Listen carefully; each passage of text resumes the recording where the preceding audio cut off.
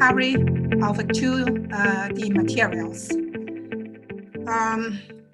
So the outline of my talk is as follows. I'm going to first briefly introduce the computational discovery for the low-dimensional material. In particular, I want to introduce the method which we are going to use in the computational discovery and the rules in predicting the new nanomaterials. Then I'm going to present two examples how we predict the low-dimensional material. One is the boron sheet based on icosahedral B12.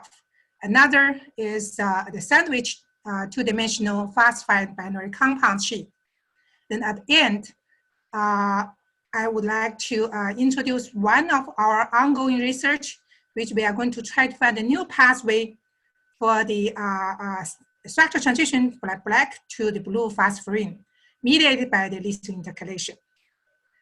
So nowadays, we know the cycle for the material development from the conception to the market development usually take 10 to 20 years. But this cycle cannot match the future demand for the advanced material application, as shown example in this curve here, right? So in order to accelerate this cycle, the Obama's administration launched the material innovation infrastructure in 2011. And with the goal to try to shorten the material development cycle to 2 to 3 years. So this infrastructure tried to combine the experiment tool, computational tool, and the digital data together, try to accelerate the material discovery for next generation of this workforce, national security, clean energy, and others. So here, the computational tool is very important because it is a powerful tool for the material discovery and even the screening the material that even before synthesis. Here, let me show one example. This is a collaborative discovery approach together to try to discover the blue organic light emission diode materials. If you see here, the database, which as a possible candidates is huge, then by help of the theory or computation modeling, we can filter this candidate to zone into all the required or certified properties for this blue OLED, right? Then the experiment can synthesize. So in this way, we really can accelerate the material discovery, and also it costs less compared with experimental synthesis. Then it can also make the guidance for the synthesis to faster the discovery and also provide the insightful knowledge for the new materials. So that is important or played an important role that the computation modeling in the material discovery. Our group is focused on the theory and the modeling. For the method used in the computational modeling depend on scales. Here I show the model scale modeling framework from bottom to up, right? In terms of the length scale and the time scale. And you can see down here, the quantum scale. At this scale, we apply this AB initial first principle, the method which can provide very high accuracy and insight of these chemical and the physical properties. But this bottleneck is that the computation is very cost. So when we up to the atomic level, atomic scale level, we have applied the next level, this method which we call the semi-empirical. This method can provide the structure, thermal or mechanical properties for the system, but not accurate as the quantum scale. But if we the size increase up to from the macro scale, from mesoscale, macro scale, or mesoscale, macro scale, we have used different computation modeling method. For example, the classical molecular dynamics, kinetic Monte Carlo, or statistic or continuous theory. So depending on different level scale, different methods can be used. but our interest is the material discovery, right? So we have used the method such that it has a predict power. Then we can predict the new material. And that method are in the quantum scale and the atomic scale. So in our group, we apply the first principle method. Usually it's a density function theory, and the semi-empirical method, which is developed in our group, referred the SCAD LCO method. Okay, now how to use the computational modeling to discover the material. Here I show the kind of framework. Initially, we construct or design the unknown material, but we do not know it exists or stable. Something like this energy curve, right? So here, if this stable is be at the either the global or local minimum. If not, it be at high energy states. Then we need to find the driving force to drive the structure to go to the local minimum or global minimum to find a stable structure. How to do that? Here I show if we model use the quantum mechanics-based modeling. So here we need to find the driving force for each atom, the force calculated by the derivative of the total energy with respect to the displacement. The total energy is to be calculated based on the quantum mechanics. That means solve the Schrödinger equation here. Either use the first principle or semi-empirical. Then by perform the full atomic relaxation process, we can obtain the stabilized structure like this. So that is a stable structure. And further to double check stability, we also perform the dynamical stability analysis, energetic analysis, and the thermodynamic stability analysis. Once we check all these stability that structure satisfied, then we can perform the further calculation to discuss or determine the physical properties like electronic properties, optic properties, mechanical properties, or magnetic properties. Today, my talk is focused on the discovery of the new material. So I'm going to focus on how to perform this full atomic relaxation process and how to use the structure stability criteria to check the structure whether it's stable or exists. We are going to use these two methods.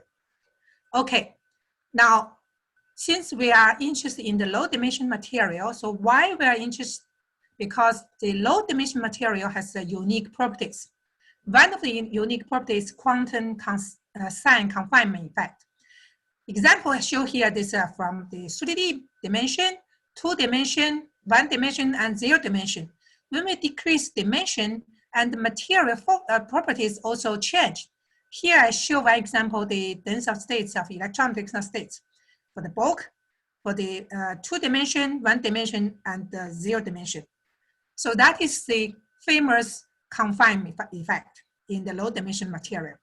Another one is the large surface to volume ratio. That is because when we reduce dimension, we know this surface ratio to the volume will increase, or that means the surface will play the important role in the low dimension material. So because of those unique properties of low dimension materials, it has a flexible mechanics or tunable electronic, optic, and chemical properties. Example, so here, if we apply strain on this line, you will see the structure change and also the electronic property change from semiconductor to metal. Another example is the graphene quantum dots. Depending on the size and shape, you will see that the optical gap can cover from the infrared to the ultraviolet. So those unique properties can be applied to design the various the advanced material application for the energy storage, sensors, and others. We can also integrate those low dimension material together to form the low dimensional material or a device, as shown here. So those promote us to actually discover the advanced material. Okay, now I'm going to briefly introduce how to discover the material by computation calculation. Several rules to help us. The first rule is called data mining. That is a kind of possible-like experiment, the exfoliation from the parent fundamental layered solid. This picture shows here, this is a solid structure with fundamental layer, so layer interaction is a fundamental weak interaction. Therefore, we can take or peel off one of the layer to form the new low dimension material. And in this way, we can find a lot of the new 2D materials by this data mining method to use the computational discovery. Another route called the global optimization, which generates the offspring structure here by from this known parents database here. This is a solid structure we already know, and we take part of this section and conform the offspring structure. Then we are going to try to use the computational modeling to see whether the structure exists or not. The third route is called the bulk etching. This way we can screen in the bulk material from the database to see if they can be used the chemical etching to discover 2D materials. For example, if we etch this luminous in this case, so we can obtain the 2D new monolayer materials. Alternately, we have another popular route called the chemical substitution. This will not go to their bulk counterpart. It will go to start from the already discovered low dimension structure, and by substituting the different elements at the atomic size. For example, here, let's consider graphene. Graphene forms the carbon atom, right? So then from the periodic table here, we can substitute this graphene by either silicon, germanium, phosphor, and others. Then we can find the new 2D materials like silicene, germanium, blue phosphorine, silicon carbide, germanium carbide, and others. But in our group, our interest is try to explore a known low-dimensional material from the bulk, which has no fundamental layered structure. For those cases, we have applied so-called bulk truncation route. For example, I show here, this is a 2H silicon carbide along the 0001 orientation. And if you can see here, they form the sp3 chemical bonding nature, and they have no, the layer has no the fundamental interaction. It's a very strong covalent interaction, forming the covalent bond. So we apply the bulk truncation. Then what we should be keep in mind is when we truncate with go to the low dimensional materials, we have keep in mind that there's a downlink bond because of sp3 bonding nature. So lost the atom here, so lost the bond. Then this usually is not stable. Then we are going to perform the full atomic relaxation and try to find whether we can see obtain the low stable structure. Here I show the example is a stabilized new structure, which is a flight. And also we found the new chemical bonding nature, which is sp2. So in this way, we not only found a new structure, but also obtained the physics that this structure form the sp2 bonding nature. So when we apply the bulk truncation routes, we always keep in mind how to minimize downlink bond on the surface, and maybe the surface reconstruction may happen or convert to the new structure. Now let me show some our two examples. The first example is the two-dimensional boron sheet based on the icosahedral B12. Boron we know from the periodic table it has a 3 valence electron. So such electron deficiency will exhibit the boron has an unusual and complex chemical bonding nature. For example, the two boron may form the strong directional covalent bond, or with 3 boron can form 3 center 2 electron chemical bonding nature. Because such complex bonding nature, so boron can form different type of the structure. As shown here, this is 0 dimension. How about 2 dimension? We can apply this chemical substitution route from the graphene. Then we can obtain the several, you see here, 2-dimension monolayer boron sheet. And those structure is because the chemical bonding nature in boron. We call those 2-dimension monosheet boron fin. So now the experiment tried to synthesize this boron fin on the substrate. But challenge is how to synthesize or obtain the freestanding boron fin. Our goal is try to find the new freestanding 2D boron structure if there are any other the new structure. So we consider the bulk, or we start from the bulk boron, because we know bulk boron exists in nature, depend on pressure and temperature. It exists different phase, right? Alpha phase, beta phase, and gamma phase. But if you zoom into the structure, you can see those phases as based on the B12 as the building block. So the common feature from here, we can analyze the building block of those bulk boron is the B12. And those B12 is connected by the chemical bonding here, very strong, the covalent bond. So we are going to keep this chemical bonding nature and try to find the low dimension boron sheet. How to do that? We take this alpha boron as example and try to use the bulk truncation. So we obtain this 2D sheet we call icosahedral data 6 sheet. We can also try to remove 4 B12 to obtain the icosahedral alpha sheet, or remove 9 to obtain the icosahedral delta 4 sheet. So then the question you may ask, are they exist? That means, are they stable? What is the structure of this? Are they freestanding and flat or buckled?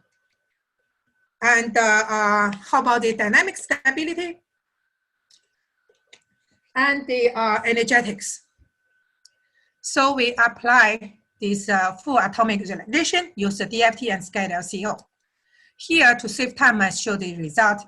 And you can see both SCAD and the DFT give us those 3 structures are stable. And then we try to double check dynamic stability to calculate the frequency, lattice vibration frequency. They are all positive. So that means structure is stable, dynamic stable, and the structure is flat, freestanding. And we also heat the structure to the high temperature to see thermodynamic stability. Then we found, for example, delta 6, it is stable even up to the 2000 Kelvin. So the conclusion is that we discovered the new 2D icosahedral B12 materials, which is stable and exist. Now, energetically, you can see here the B60, the delta 6, energetic is lower than other 2. But those are all the metal stable because this sheet are little bit higher than the bulk. So that need the challenge to synthesize. We can also see the electronic properties are also depend on the different geometry or structure. We also ask ourselves, how about the energy barrier between those sheets? Are they very slow, small or low energy barrier and easily transfer from one to another, or high energy barrier? So we calculate the energy barrier from the delta 6 to alpha or to delta 4. And you can see here the energy barrier from delta 6 to alpha is lower than the energy barrier from the delta 6 to delta 4. That's example. So for detailed information, if you are interested, please refer our paper on published on nanotechnology in year 2015. Now the second example is the prediction 2D gallium phosphide indium phosphide binding compounds. We do not have any, we didn't have any fundamental layer structure in the bulk. So we have used bulk truncation, try to keep the sp3 bonding nature and try to find the low dimension. We either use a zigzag truncation or armchair truncation. Now the questions, are they stable? And how about the dangling bond? So to answer those questions, we performed the full atomic relaxation. The left-hand side, we found that yes, this structure is stable. It's a buckled structure, and the chemical bonding is a mixture of pi bond and sigma bond. This result is consistent with the previous predict by the other group from the chemical substitution. Now, how about this one? The armchair truncation, is this Perkel structure exist or stable? So in order to answer this question, we performed the full atomic relaxation, and we found that this structure actually is not stable. it is stabilized to a new structure here. The top view and side view show the new structure. We call this sandwich, the gallium phosphide or indium phosphide structure. You can see here the gallium atom or indium phosphide sandwich between the phosphide atom, right? This green atom's color, sandwiched by the yellow color. And the structure, this is anisotropic. Along armchair direction and zigzag direction are totally different. So their mechanic properties and the electronic properties all has unique anisotropic behavior. And the binding structure also mixture of sp2 and sp3 like bonding nature is unique. We also double check dynamic stability and they form the phonon structure. All are positive. Yes, it confirms structure exists. We also provide this pathway for synthesize such material structure from the blue phosphine by chemical substitution. So for details, you can see this paper published in 2018 on the nanotechnology. Here is the energetics and structure property for those structures. And what I want to emphasize that energetically, this sandwich structure is lower or stable than the barcode. All right, so I just use a few 1 minute maybe to present some of the ongoing research. We are interested on the blue phosphine, which is discovered in 2014, and this 1D, 2D dimension material is interesting because of anisotropic behavior. So it has a very interesting or unique property along different the direction, diffusion, for example, armchair diffusion and zigzag diffusion.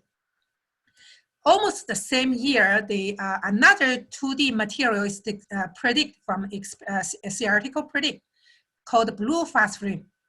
And you can see the structure totally different. By studying the energetics, we found that the theoretical group found that they are almost the same energy. So that means the stability almost the same. If blue phosphine, black phosphine exists, blue phosphine also exists. And by studying the electronic property, we found the blue phosphine has a back gap, the gap is larger than the black.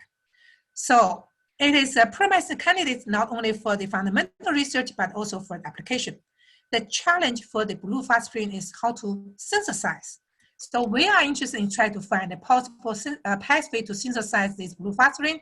And this is our preliminary study by intercalation, lithium intercalation, then we found the structure change from black to blue. So we provide the possible pathway that by lithium intercalation and with the pressure help to accelerate or discover this blue phosphine. Now we are studying the mechanics of this intercalation, induced phase transition, and then we are going to try to identify the condition, how to find this transition, and then provide the new kinetic pathway to synthesize this blue phosphine. This project is supported by the DOE.